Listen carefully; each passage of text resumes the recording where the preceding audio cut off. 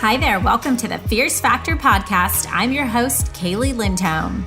And I think it's time for us women to shift the conversation in business and step into our feminine leadership to do the most iconic work the aesthetic industry has ever seen. Each week, I'll be bringing a powerful dose of strategy, sarcasm, solutions, and sass that will rev up your creativity and ignite your brilliance as you link arms with me along our shared path of personal and professional growth in 20 minutes or less. Let's go. Hello, leader. Welcome back to the Fierce Factor podcast. It's your host, Kaylee here, and you are tuning in to episode 139. I am excited to be here with you today as we are wrapping up this year. I am beginning to reflect back on the vision I had for this podcast over the past year, my commitment to education, curriculum, insights, and philosophy sharing.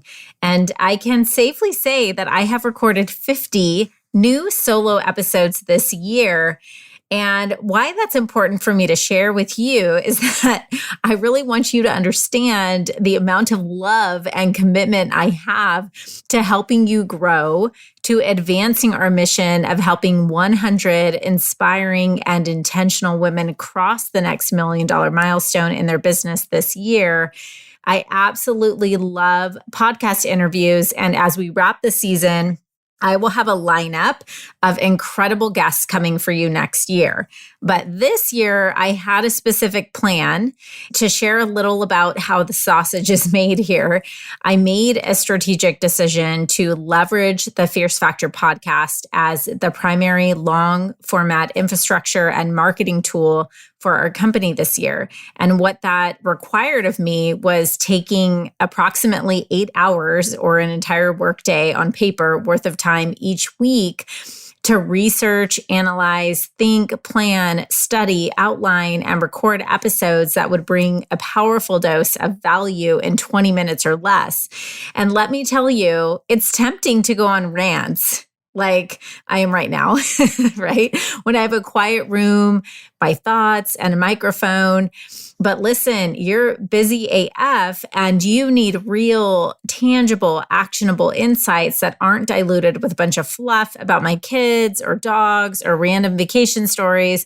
And so that's what I committed to bringing for you this year. And if you've been a listener for some time, you probably have noticed my growth as a podcast host. Every once in a while, I'll go back to access episodes for clients or just to revisit my strategies and evaluate if they've changed or if I've changed my mind about something. And I realize, wow, I'm such a better communicator now. Thank God. And to be honest, most of the time, I'm like totally in alignment with the old me, meaning I can pull up a podcast from 2020 and that content is still relevant today. And I think that's mainly because I'm focused on teaching principles that are timeless. And that's great because there's also, though, the new learnings that can make these timeless strategies even more relevant today based on newfound research, anecdotal data through coaching, macroeconomic shifts, and industry trends.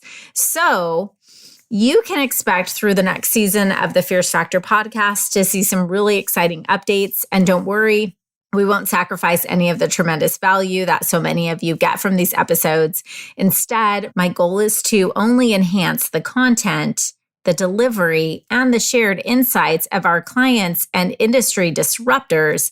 And I will be enhancing my solo episodes to marry these timeless lessons with new energy and communication skills to fully ignite and inspire your strategic and creative energy. And for today's episode, I thought it might be time to revisit an old topic I talked about way back in 2020 on how to create KPIs or key performance indicators, but also help teach a new framework I've developed and implemented along the way to enhancing the understanding of what KPIs are. So much of what I do on a daily basis is like teach myself new things, apply it into my business, teach those things to my clients, learn best practices, take critical feedback, update, modify, and challenge myself to make it even better. And that's why so many of you tell me, wow, Kaylee, my Allergan consultant never told me about that. And that's because your Allergan consultant, who is probably brilliant and creative and generous and kind, is working for a large pharmaceutical company. And whether he or she has the knowledge to think outside the box or not, they're burdened by compliance regulations and other limitations, probably too many things to mention here. And here's the thing, I have a business degree, but about 2% of what has certified me as an expert on the subject of business is actually what I access in my real business, right? So let's be honest, no one here listening to this podcast is trying to get a PhD in economics. Well, if you are, that's freaking awesome, by the way. But the majority of us are just trying to understand what practical information we need in order to navigate the natural complexities of business ownership, lead our teams, and make a few bucks along the process. And so I'm going to speak about some business strategies in very basic English because I'm not that smart to begin with. No, I'm joking. I have nothing to show off, but also because I think normal people who don't want to hire a translator to decode their results want to learn how to interpret what is going on in their business so that they can understand if it's healthy, if they're moving in the right direction, and if their people are doing what they should be doing to contribute to the business's overall success and sustainability. Today, I want to talk about the reason why we hire people. Believe it or not, it's not just to alleviate stress. It's not to read your mind. It's not to fill gaps. And it's not to take stuff off your plate. We, in fact, hire people for our team to produce wealth for our business. So the next question for me is then, if that's true, how do we make sure each employee is producing and perpetuating profit for our company? We use something called KPI, or key performance indicators. By definition, a key performance indicator is a quantifiable measure used to evaluate the success of an organization, employee, etc., in meeting objectives for performance. And this is an important measurement of how well your business is doing. On the podcast, we really talk about leadership and my core philosophy that in order to design a lucrative, deeply satisfying, freedom-based business where you're not a slave to your self-created job, you have to build and lead a high-performing team and have systems in place to essentially automate their performance. And I'll be honest, I think this term is just way overcomplicated and misused in our industry. In fact, a better term I appreciate is a KRA, a key results area. I think this is more collaborative and inclusive as an acronym that says to our employee that we're measuring the health of our business based on results, not just performance. And typically, we as leaders do a bad job developing KRAs because we aren't focused and prepared when we hire the employees to begin with. We outsource as much as possible, or we copycat what someone else did, and we end up measuring the wrong things. Let me put it this way. If you're a provider with 2 employees, talking about revenue per square foot is a huge waste of energy, and ultimately, this can be culture degrading. Instead, what if you were to evaluate yourself first? As a leader, what are your KRAs, right? In other words, what should you be doing that brings value to the business? If you aren't clear on how you should be spending your time or what activities optimally impact your business or you as an owner and leader, how can you possibly assign or delegate support activities to your team members? And I get it. In the beginning, we often hire people to do a job without actually knowing specifically what activities within that job will directly produce profit. So early on, employees, they'll wear a lot of hats. They're doing all the things, kind of just like our go-to person. We just need help. So essentially, we base performance on one metric. We either just directly tie it to sales, or we decide on the fly what that employee should be doing. Or we make that employee's performance an opinion, like, hey, Susie, you did a good job today. Or, hey, Susie, step it up. Susie, I feel like you're not fully invested here. What's going on? Have you been in this position with your employees, leader? I know I have. I'm like, ugh, Susie, why can't you figure that out? Why can't you solve that problem without roping me and my micromanaging control freak self into every single situation, right?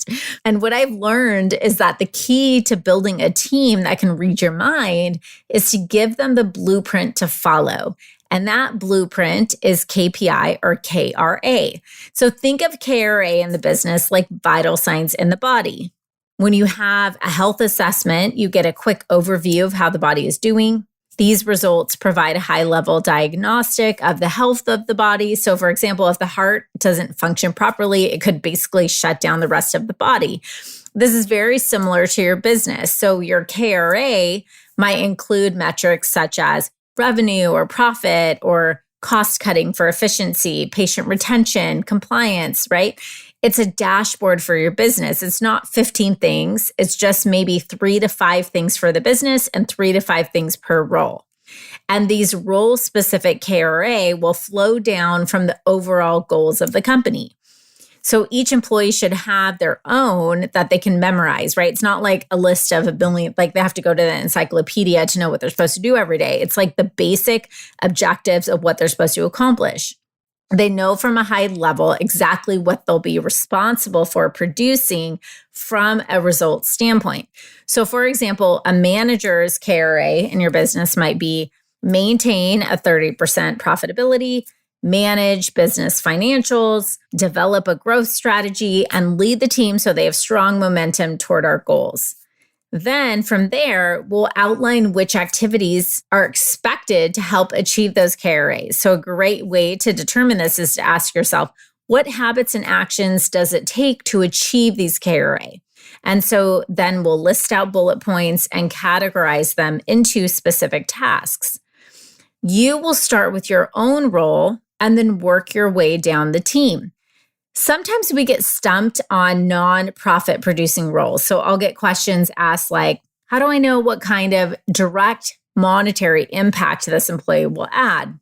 So in our academy, we work through this by designing this beautiful catch-all job description and KRA worksheet that clearly communicates what employees should be held accountable for. So first, we design expectations that each role should deliver on, and then we create measurements assigned to each specific role or function in the business. And we do this first by understanding our big vision goal and then reverse engineering into quantitative and qualitative objectives. So we do this by answering 4 important questions. Number 1, what are the core vital signs of my business? Number 2, how do I know that we are tracking them? Number 3, what are the core vital signs of this role? And number 4, you guessed it, how do I know that we're tracking them? And the reason being, ultimately, KRAs are only as good as you. What I mean by that is that they aren't a set it and forget it thing. For example, we work with a solo injector on the East Coast who's building her business. She's not fully booked, so we are diligently tracking lead sources and finding ways to increase her percentage of word of mouth referral business. I actually care less about the leads that don't close. I care much more about the quality leads that bring in repeat business and patients who invest in long-term care. So for example, having 100 Botox leads and 100 of them closing but never coming back results in 30 grand. Having 100 Botox leads and 10 of them coming back for Sculptra results in 55,000. Just tracking your conversions in this scenario is meaningless. 100% conversion of the wrong client makes you $25,000 less per month. And if you're even busier, well, you get the idea. As your business advances, it becomes more and more important to have routine scheduled meetings with your team members to evaluate what's working and not working. What obstacles have prevented them from achieving set goals? What has changed? What resources do they need? KRA should be evaluated and adjusted at minimum on a quarterly basis. Why? You're like, oh my gosh, that sounds like a lot, Kaylee. Remember that you're growing and evolving as a business. So should your people, and so should the objectives that you hold them accountable to. And then finally, setting up your success dashboard. Once you have done the work to understand what key result areas should be measured, then we can help you build your monthly dashboard so we can track and measure trends and really help you interpret the story that this data is providing. I have discovered profound insights working with hundreds of clients in the aesthetic industry to understand that so often the problems we think we have are simply a symptom of another problem. For example, you might be dead set on measuring your conversion rate, but you're bringing the wrong client in the door to begin with. Who cares how many drama clients you're converting? This is more likely a brand positioning misalignment than a team member's inability to close leads. If you're building a solid relationship marketing process with your customers, quote unquote, converting shouldn't even be a discussion. That's my humble opinion. And finally, I encourage you to really think about what you want out of your business. Is it actually just revenue and profits? What about pleasure? What about joy and the process of growth? What about free time? What about research or reading or vacation? Who's measuring this? Don't get distracted by pinning yourself to some random person's ideal of what your KPI should be. Decide what is going to make you happy, what's going to make you successful, what your vision for success is, and develop your own KRAs. Okay, leader, I hope this has been helpful. And if you are looking to get some strategic guidance on how to translate the vital signs of your business into tangible metrics, you can book a call with our team to learn more about our POP Leadership Academy and specific strategies to better optimize your current operations and to create a win-win culture for your business and its people and its customers. Okay, thanks for tuning in this week, leader. I will chat with you same time, same place next week. Wait, before you go, hey, if you're vibing with this conversation and you want to join me on my mission to help 100 inspiring and intentional women cross the next $1 million milestone in their business this year, or leader, maybe you want to become one of them, head over to Facebook and join our free community, the Fierce Factor Society. Over there, we're taking this conversation to an elevated level. Get access to resource guides, podcast supplements, guideposts, and direct communication with me, my expert team, and of course, a society of fierce women making big moves and disrupting the status quo in aesthetic wellness. You can link directly through the show notes or head to Facebook and search the Fierce Factor Society. See you there, goddess.